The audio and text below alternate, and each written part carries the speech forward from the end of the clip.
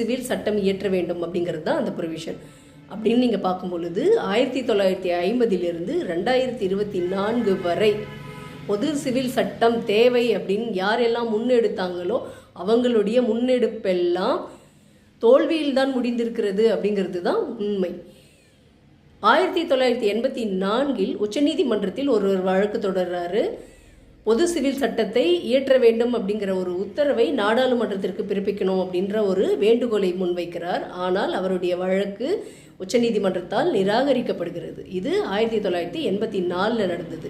அதன் பிறகு 2015 உச்சநீதிமன்றத்தில் அட்வொகேட்டாக இருக்கக்கூடிய ஒருவர் மீண்டும் இதே பொது சிவில் சட்டத்தை கொண்டு வர வேண்டும் என்ற கோரிக்கையோடு அவங்க உச்சநீதிமன்றத்தில் வழக்கு தொடர்றாங்க. அந்த வழக்கு தள்ளுபடி செய்யப்பட்டதோடு மட்டும் இல்லாமல் நீதிமன்றம் ஒரு கருத்தையும் தெரிவிக்கிறாங்க. நான் ஒரு மதத்தை சார்ந்திருக்கிறேன், அதன்